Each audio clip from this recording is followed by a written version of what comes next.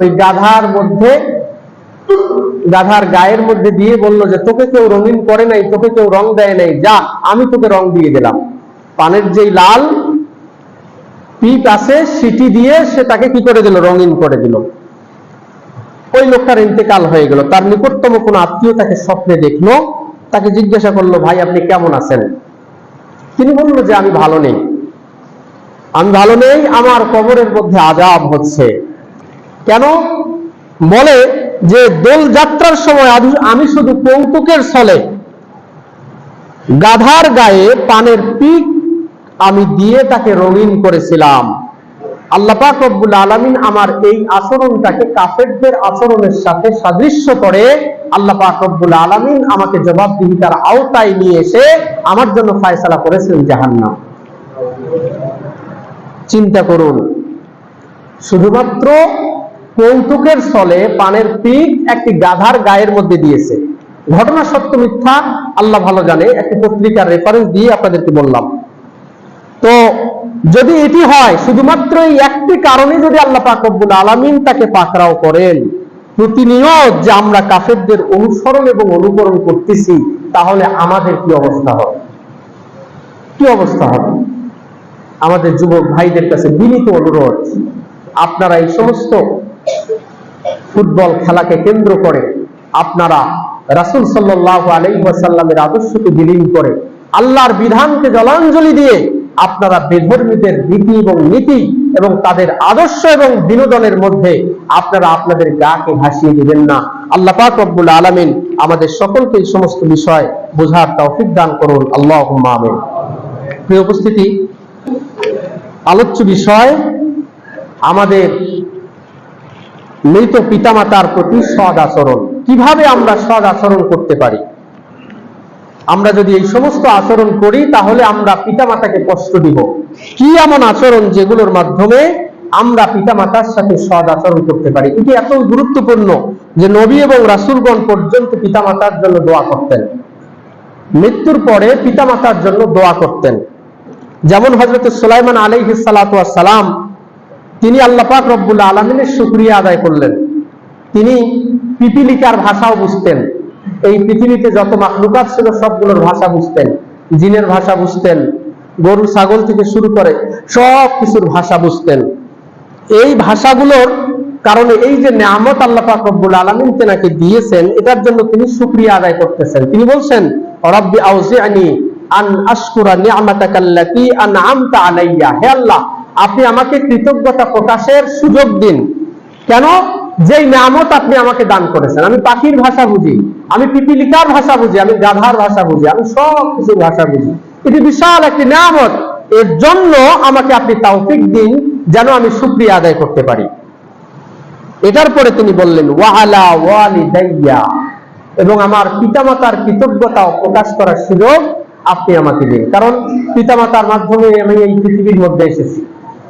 আমরা কেউ এমন নই যে আমরা পিতামাতা ছাড়া এই পৃথিবীতে আসছি। একমাত্র হযরত আদম আলাইহিস সালাতু ওয়াস সালাম এবং হযরত ঈসা আলাইহিস সালাতু ওয়াস সালাম তিনি পিতা ছাড়া এই পৃথিবীতে এসেছিলেন। বাকি সমস্ত মানুষ এই পৃথিবীতে যারা আসবে তাদের এই পৃথিবীতে আসার প্রক্রিয়া হচ্ছে পিতা এবং মাতার মাধ্যমেই তারা পৃথিবীতে আসবে।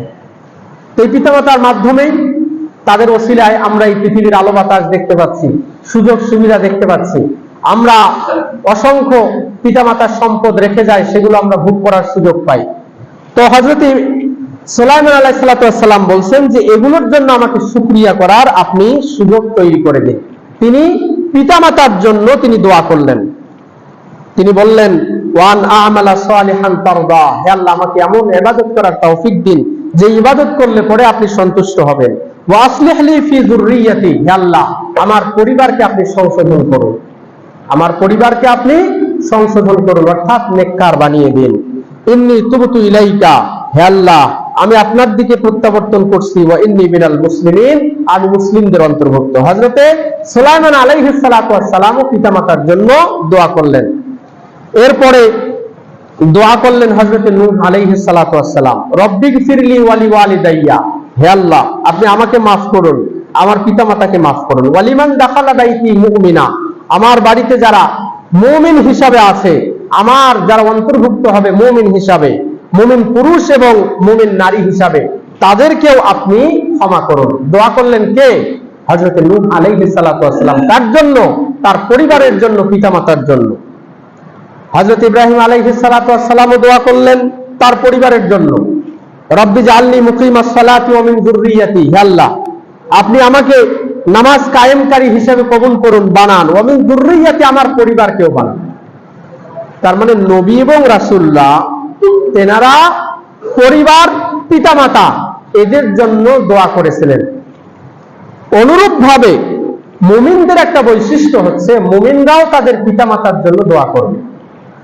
মুমিনরাও তাদের পিতামাতার জন্য দোয়া করবে।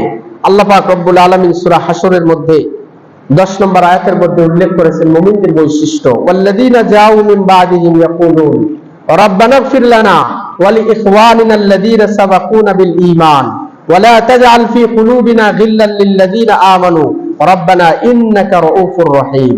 এখানেও মুমিনদের দোয়া সম্মিলিত একটি আয়াত আল্লাহ পাক রব্বুল আলামিন অবতীর্ণ করেছেন।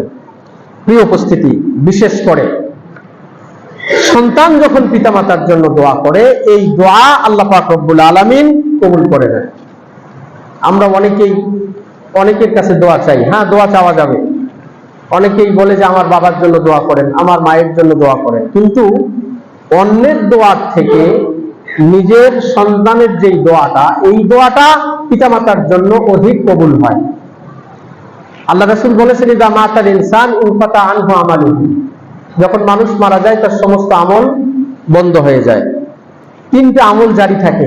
এক, সাদাকাতুন জারিয়াহ, সাদাকায়ে জারিয়া, আও ইলমিন ইউনতাফাউ বিহি, উপকারী ইলম। আর 3 নম্বর হচ্ছে ওয়ালাদিন সালেহ, নেক সন্তান। যদি আপনি দুনিয়াতে নেক সন্তান রেখে যেতে পারেন আপনি সফল। আর যদি নেক সন্তান আপনি রেখে যেতে না পারেন তাহলে আপনি ব্যর্থ। টাকা পয়সা, গাড়ি বাড়ি অনেক কিছু করছেন, কিন্তু নেক সন্তান নেই, আপনার মৃত্যুর পরে আপনার জন্য দোয়াকারী ব্যক্তি নেই, তাহলে আপনি বিফল। আপনি বিফলে, আপনি সফল হতে পারেননি। এজন্য আমাদের প্রত্যেকের ওয়ারিস, এমন ওয়ারিস রেখে দেওয়া দরকার যে ওয়ারিস আমার মৃত্যুর পরে দোয়া করবে। প্রিয় উপস্থিতি, এজন্য আল্লাহ রাসূল সাল্লাল্লাহু আলাইহি ওয়াসাল্লাম তার বিভিন্ন হাদিসের মাধ্যমে এই কথা বোঝা যায় যে সন্তান বেশি বেশি যদি দুনিয়াতে থাকে, এটি আপনার আমার জন্য উপকারী হতে পারে। আপনার যদি 4-5 জন সন্তান হয়, তাহলে এই 4-5 জন সন্তান যদি আপনার মৃত্যুর পরে দোয়া করে, আপনার জন্য এটি ভালো না মন্দ? আর যদি একজন সন্তান হয়, তাহলে একজন সন্তানের দোয়া আপনি পাইলেন। কিন্তু আমাদের দুনিয়ার সিস্টেম বা আমাদের জাগতিক সিস্টেমগুলো হচ্ছে অন্যরকম। তারা শুধুমাত্র আমাদেরকে দুনিয়ায় শিক্ষা দেয়, আখিরাত শিক্ষা দেয় না। তারা বলে যে ছেলে হোক মেয়ে হোক, দুটি সন্তানই কি যথেষ্ট। তাহলে আখিরাত থেকে আপনার সন্তান নেক হয়ে আপনার জন্য যে বেশি বেশি দোয়া করবে, এই পথটা তারা বন্ধ করে দেবে। এজন্য চেষ্টা করবেন যুবক ভাই এবং বন্ধুগণ, যেন আল্লাহ পাক রব্বুল আলামিন বেশি বেশি নেক সন্তান দান করেন। আল্লাহ আমাদেরকে কবুল করুন। আল্লাহুম্মা